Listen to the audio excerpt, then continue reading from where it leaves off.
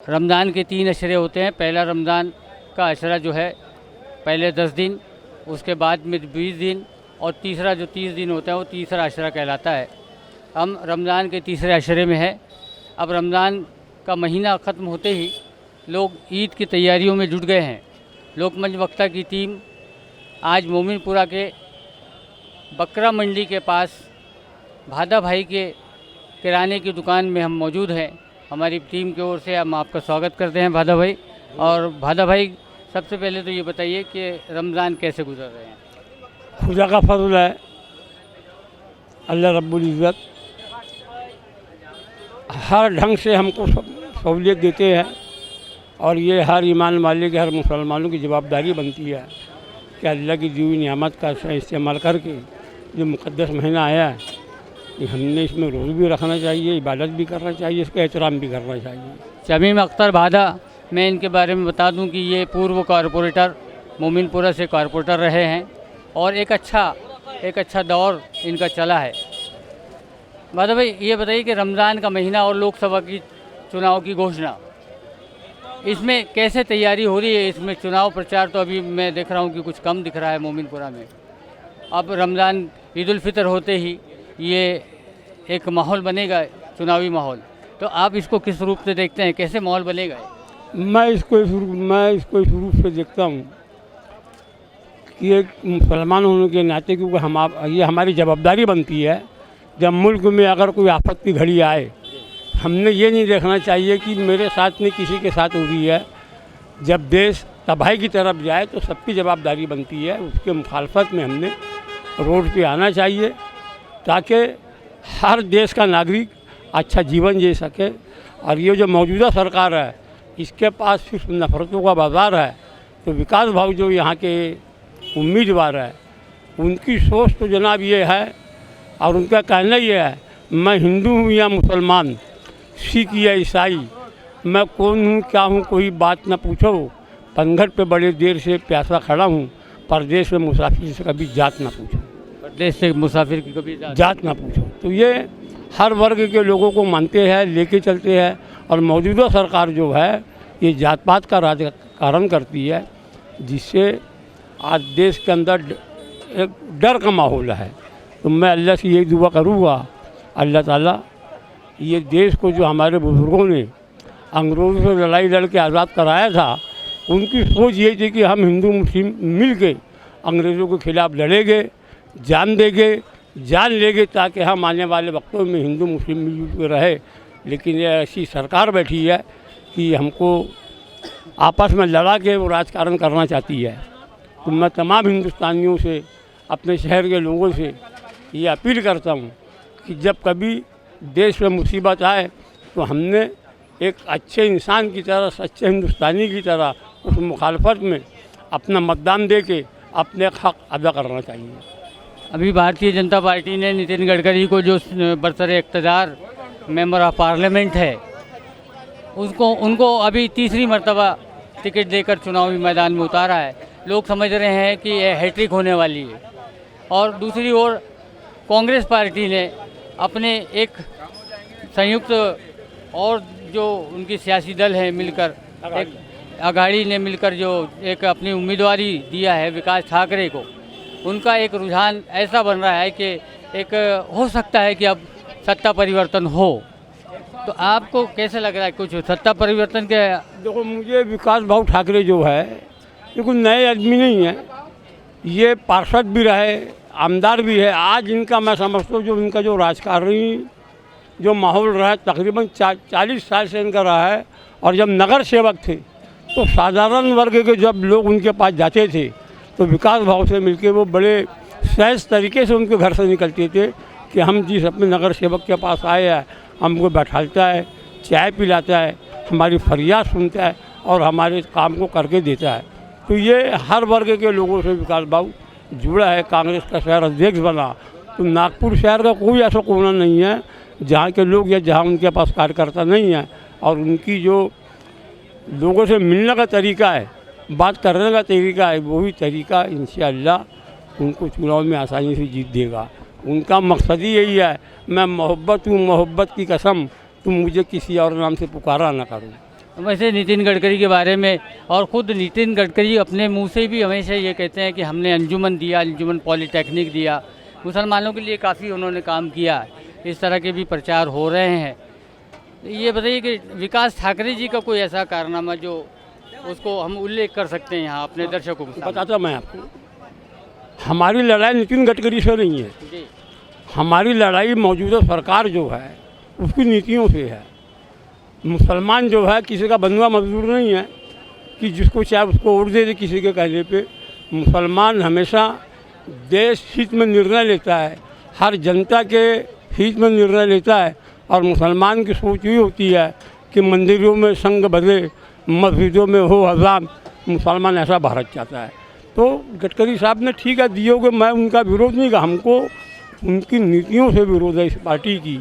अभी आपने देखा होगा रामलीला मैदान में जो बच्चियों ने मेडल लाई थी, पहलवान बच्चियों ने, कई महीने उन्होंने धरना दिया, लेकिन मेरे प्रधानमंत्री जी ने उनकी कोई खोज खबर नहीं ली। और वो बोलते हैं बेटी पढ़ाओ बेटी बचाओ। तो आपने आज तक उस मुद्दे के ऊपर बच्चियों को बच्ची समझ के कोई उनकी आपने मदद नहीं करे। इससे आज के दौर में जो पढ़ने लिखने वाली बच्चियाँ हैं उनके दिल में डर का माहौल है कि हम एजुकेशन हासिल करके स्पोर्ट लाइन पे अगर जाए तो वहाँ तो ये सब कामकाज होते। तो मैं प्रधानमंत्री से कहना चाहूँगा कि आपका जो जुमला था कि बेटी बढ़ाओ बेटी बचाओ, तो आपने उन बच्चियों के हक़ में उनको हिम्मत दी, न उनकी मदद करे, न उनका हौसला बढ़ाया आपने। तो देश अभी विकास ठाकरे अभी जनता के बीच में जाएंगे, ख़ासतौर से मुसलमानों के बीच में आएंगे, तो मुसलमानों के बीच में वो अपना कौन सा कारनामा? मैं बताता, ये बहुत सारे लोग हैं समी मेरे, और मैं ये जो बात कहना चाह रहा हूँ पूरी ईमानदारी से कहना चाह रहा हूँ, पूरी ईमानदारी के साथ। अपने यहाँ लॉकडाउन लगा था, इनके बस्ती के बहुत सारे लोग मेडिकल में क्या है वो सबको एडमिट करे थे क्वारंटाइन में। और हम लोग की ये दिशा हो गई थी कि उन्होंने जो हदबंदी करा था हम मोमिनपुर बाहर जा नहीं सकते थे, लेकिन अल्लाह का एहसान अजीम हुआ, मैंने विकास ठाकरे से संपर्क करा कि साहब हमारे इलाके के बहुत सारे लोग क्वारंटाइन में मेडिकल के अंदर एडमिट है और उनकी कोई सूझबूझ लेने वाला नहीं है, और उनको क्या तकलीफ़ है क्या तकलीफ़ नहीं वहाँ कोई पूरी नहीं हो रही है। उन्होंने मुझे डॉक्टर से बात कर रहे, एक डॉक्टर का नंबर दिया कि बाला भाई आप इनसे संपर्क करो, वहाँ जो भी तकलीफ़ होगी इंशाअल्लाह आपकी तकलीफ़ दूर होगी। वहाँ जो एडमिट थे हमारे ग्रुप में हमारे एक दोस्त अकबर हुसैन नाम है, वो जो समस्या बताते थे कि भाई यहाँ पानी नहीं है, गंदगी है, पार्टीशन नहीं है जेंट्स लेडीज़ का, तो हमने तमाम सहूलियत करवा के दिया। और ये बात भी मैं कसम खा के बोल रहा हूँ, क्वारंटाइन उनका 11 दिन का था, वो डॉक्टर साहब से इस तरीके से हमारा तालमेल बैठा भाव के जरिए, उन्होंने 11 दिन के बजाय 9 दिन के अंदर तमाम पेशेंटों को डिस्चार्ज किया। उन्होंने ये नहीं देखा कि यहाँ जितने लोग हैं ये मुसलमान हैं, उन्होंने अपना कर्तव्य एक सच्चे नागरिक की तरह निभाया है। और वो मैं समझ सच्चे राम भक्त वही होता है जो हर किसी को अपना समझ के और उनकी ज़रूरत पर उनकी मदद करता है। तो मैं समझता हूँ ये उनका बहुत बड़ा कारनामा रहा है लॉकडाउन में भी, कि जहाँ जिसने उनको बुलाया वो गए। और मैं ये एक बात आपको और कहना चाहता हूँ कि मैंने लॉकडाउन के पीरियड में, कोरोना के पीरियड में, मेडिकल के अंदर जो डॉक्टर लोग मिसगाइड कर रहे थे, लोगों को तकलीफ़ दे रहे थे, मैंने सोशल मीडिया के अंदर संदेश दिया, अगाड़ी सरकार के विरोध में बोलो, डॉक्टरों के विरोध में बोलो, पालक मंत्री के विरोध में बोलो। तो हो सकता है मैं समझता हूँ विकास भाऊ ने वो देखे होंगे, उन्होंने जनाब स्वास्थ्य मंत्री सीएम से बात करके स्वास्थ्य मंत्री को मैं हॉस्पिटल के अंदर बुलाए और मुझसे कहा कि क्या दिक्कत है आप यहाँ इनको बताइए। तो दिक्कत ये थी, मैं आपको बताना चाहता हूँ कि जब जो लोग कोरोना से मर रहा था तो डॉक्टर उनको डेट फॉर्म के ऊपर रीजन लिख के नहीं दे रहा था, सिर्फ डेट लिख के दे रहा था। तो हमने डॉक्टर को बोले कि भाई तुम पूरा उनका क्रियाक्रम कोरोना के अंतर्गत जब करवा रहे हो तो आप डेट फॉर्म पे कोरोना लिख के दो। अच्छा, नहीं माना। हाँ जनाब, मैं आपको लेटर बताऊँगा। उसके बाद जो लोग मर गए थे, मैं अखबार पढ़ता, मुझे मालूम था कि कोरोना में जो लोग मरेंगे उनको पैसे मिलेंगे। फिर मैं उनको बोला भाई जितने लोग मरे हैं आपने उनको कोई रिकॉर्ड कारपोरेशन नहीं भेजा, पहले उन्होंने मुझको मिसगाइड करके हमने भेज दिया है। मैंने उनसे कोई आर्गूमेंट नहीं करा, कारपोरेशन गया, फॉर्म भरा, वहाँ से आया नो रिकॉर्ड। तो वो डॉक्टर मेरे को 4 महीना में उसकी पेज दौड़ा, तो आखिरी में मुझको कहता है भाई आपको जल्दी किस बात की है। मैं बोला ये पूछने की ज़रूरत आपको नहीं है, आपकी जवाबदारी बनती है कि जिस पेशेंट का डेट हो गया उसका बायोडाटा आपने संबंधित कारपोरेशन में भेजना चाहिए। नहीं बोले आप बहुत परेशान नहीं कर रहा हूँ जी, जिसके परिजन मरे हैं, जिसका बाप मरा है, अब उसको क्या ज़रूरत है, अब उसको मालूम, आपको क्या मालूम। जब ज़्यादा वो आर्गूमेंट करने लगा तो मैंने एक ही सवाल रखा, कारपोरेशन का नियम है जो व्यक्ति मरता है आपको 39 दिन के अंदर उसका बायोडाटा कारपोरेशन को देना चाहिए। आज 4 महीना हो गया, आपने अब तक उसको भेजा नहीं है। तो उसको लगा कि मैं किसी से बात कर रहा हूँ, एक समझदार व्यक्ति है, तो खुदा के फर्ज से मेरा समझ लो, मेरी विनती कर रहा हूँ उसमें कि आप इतना जरूर 1 हफ्ता और रुक जाओ, मैं आपका बायोडाटा पूरा, और खुदा के फर्ज से बायोडाटा भेजा। सबकी मैंने डेथ सर्टिफिकेट निकाला, हॉस्पिटल से जाके मैं जितने लोग कोरोना से मेरे यहाँ मरे थे सबकी मैंने उनकी रिपोर्ट लेके आया। पहले तो बात ये हुई कि भाई डेट फॉर्म में तो कोरोना लिखा नहीं है। मैंने कब्रस्तान की रसीद है, तुमने उनको आदेश दिया कोरोना से मरे तो कब्रस्तान वालों ने उसमें कोरोना लिख के दिया है, और आप जब अंतिम संस्कार कोरोना के अंतर्गत करवाए हो तो आपको कोरोना की सर्टिफिकेट देना लाजमी होता है। अल्हम्दुलिल्लाह रमज़ान महीना है, झूठ नहीं कहूँगा, जितने लोग मेरे क्षेत्र में मरे थे सबका मैंने कोरोना सर्टिफिकेट लाया, डेथ सर्टिफिकेट लाया, और सब पे फॉर्म भरवाया, और खुदा के फर्ज से सबको पैसे मिले। तो ये मैं समझता हूँ मेरे लिए ये अल्लाह ने मेरे हक़ में बहुत बड़ा इनाम रखा, जो गरीब लोग थे नहीं समझता था। मेरी मेहनत से, आप लोगों की दी हुई ताकत से, विकास भाव की दी हुई ताकत से मैं तमाम मरने वालों को उनका सब करके उनको पैसे दिलाया। और मैं फिर बोलूँगा विकास भाव जो है ये बहुत शानदार आदमी है, और इतना अच्छा आदमी मैं समझता हूँ।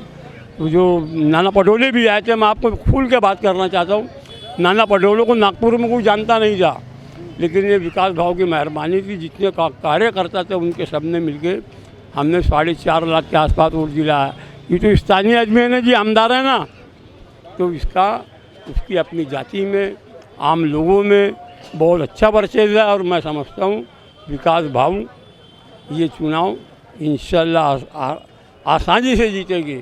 और मेरी ये दुआ है, उसको गुरूर है कि लश्कर मेरे साथ है, उसको गुरूर है कि लश्कर मेरे साथ है, विकास को नाज है, जनता की दुआ मेरे साथ है।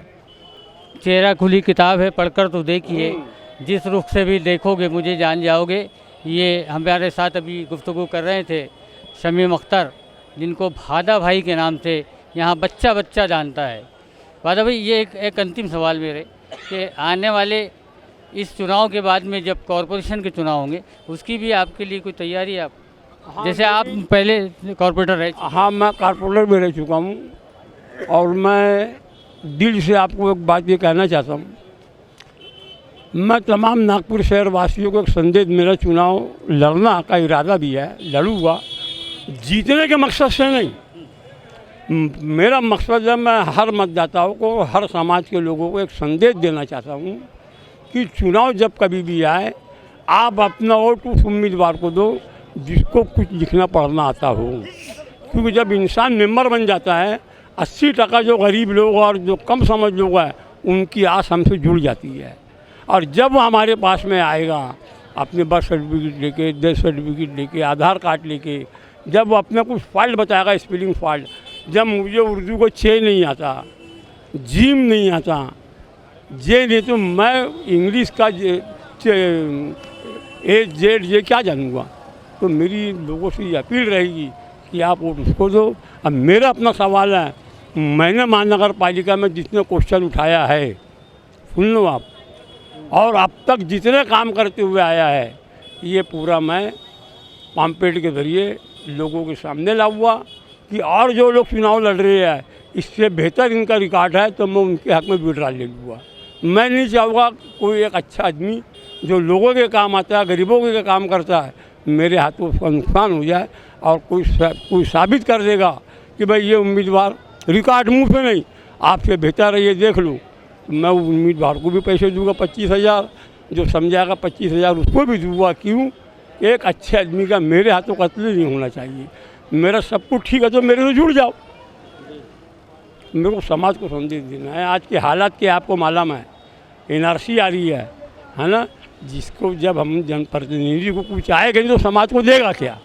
मैं चाहता हूँ कि अब समाज का जो पैसे वाला तबका है उन्होंने अपने घर से अपने बच्चों को पूरी ईमानदारी के साथ फील्ड में भेजना चाहिए कि जाओ बेटा तुम ईमानदारी से काम करोगे तो ये भी एक इबादत है। मेरा ये भी एक इबादत है। जाओ चुनाव लड़ो, जीतो और गरीब जनता का, गरीब लोगों का जो भी समस्या वो समस्या हल करो। मेरे चुनाव लड़ने का ये मकसद है। लोकमंच वस्त्र लाइव की ओर से हम आपका स्वागत करते हैं, आपको शुक्रिया अदा करते हैं कि आपने अपना कीमती वक्त मुझे दिया। मैंने कहीं कुछ गलत बोल दिया हूँ तो इसके लिए आपसे माफ़ी चाहूँगा। लोकमंच वक्ता की ओर से हम आपका बहुत बहुत शुक्रिया अदा करते हैं। मेरा कहना फिर एक बार 2 मिनट के लिए आओ, ये कांग्रेस पार्टी के हर वर्कर को सोचना चाहिए कि राहुल गांधी आज अपना घर बार छोड़ के देश को से नफरत खत्म करना चाहता है तो ये कांग्रेसियों का भी काम है। रोड पे आना चाहिए और एक एक घर जाके लोगों को बताना चाहिए कि आने वाले वक्तों में अगर कल ये सरकार रही तो क्या हो सकता है। और राहुल गांधी ने जो 5 स्कीमें लाई है वो हर जाति जमाती के हक़ में है। तो हर कांग्रेस की कार्यकर्ता की जिम्मेदारी बनी है कि उसने, जैसा राहुल घर घर तक पहुंच रहा है, तो कांग्रेस के लोगों ने भी घर घर जाके और जो देश के हालात बन रहे हैं वो हालात लोगों के सामने रखना चाहिए कि भाई हमको अपने लिए नहीं सबके लिए लड़ना है। तो आप अपने मतदान के ज़रिए मौजूदा सरकार है हम इसको कैसे हटा सकते हैं और अच्छे लोग ला के तमाम लोगों को कैसे खुशहाली की ज़िंदगी दे सकते हैं। ये एक मुसलमान की भी जवाबदारी है, हिंदुस्तानी होने के नाते मेरी जवाबदारी है, संविधान के अंतर्गत रह के मेरी जवाबदारी है कि हमने हर किसी के बारे में सोचना चाहिए कि जब हमारा देश खुशहाली की ज़िंदगी और जो तरक्की करेगा। अभी आने वाले 4 दिन के बाद में ईद उल फितर है जी, इस पर क्या संदेश दें? इस पर तो मैं ये संदेश दूँ सबसे पहले तमाम हिंदुस्तानियों को कि हमको सबसे पहले अल्लाह रब्बुल इज़्ज़त को शुक्र अदा करना है कि इतने मुबारक महीने में उसने हमको जिसको ज़िंदगी दिया है, जिस किसी ने भी उसका फ़ायदा उठाया है, अल्लाह उनकी रोज़े को उनकी इबादत को कबूल करे। और इस मुक़द्दस महीने के सदक़े तुफ़ैल में अल्लाह रब्बुल इज़्ज़त से मैं दुआ करता हूँ कि मौला करीम मेरे हिंदुस्तान के अंदर वो खुशहाली ला दो, नफ़रतों का बाज़ार ख़त्म हो जाए और हम हर जाति जमाती के साथ मिलजुल के संविधान के अंतर्गत अपनी ज़िंदगी जी सके। जहाँ डर का माहौल रहेगा वहाँ तरक्की नहीं होगी, जहाँ डर ख़त्म हो जाएगा वहाँ तरक्की होगी। अब हालात ऐसे हो गए हैं कि जब भी घर से निकलो तो पता जेब में रख कर निकलो, जब भी घर से निकलो तो पता जेब में रख कर निकलो। हाथ जैसा चेहरे की पहचान मिटा देता है। तो ये ऐसी है, आपने सुना ट्रेन के अंदर लोग गोली मार रहे हैं मुसलमान देख के, है ना। तो हमको इस तमाम चीज़ों से निजात दिलाना, हर जाति को लोगों को जो खुशहाली की ज़िंदगी जी सके। हर व्यक्ति को अधिकार है कि वो अपना धर्म का पालन करे, हम अपने धर्म का कर्म करें। मुझे कभी कभी हिंदू समाज को लोगों के ऊपर दुख आता है कि तुम राम के मानने वाले हो और तुम राम का नाम लेके वही हो जाता है कि देखो वो क्या है यारो, तुम वो काम ना करो, राम का नाम बदनाम ना करो। जब हम अपने भगवान का नाम लेते हैं तो हम अच्छे कर्म करते हैं, लेकिन कुछ एक ग्रुप ऐसा है राम जी का नाम लेके जय सिया राम बोल के लोगों को मारता है, गाली बकता है। राम का ये संदेश नहीं है, राम का ये संदेश है कि हर नागरिक ने एक दूसरे के साथ मिलजुल कर रहना चाहिए, मुसीबत में एक दूसरे की मदद करना चाहिए। और मैं वही भारत चाहता हूँ, वही सरकार चाहता हूँ जो सबको लेके चलने की बात करती है। अभी मौजूदा दौर में कांग्रेस अघाड़ी गठबंधन वो सरकार है जिसका मकसद ही यही है कि हमको हिंदुस्तान के अंदर नफरत ख़त्म करके भाईचारा कायम करना है ताकि हर लोग सुकून से। चलिए बहुत बहुत शुक्रिया।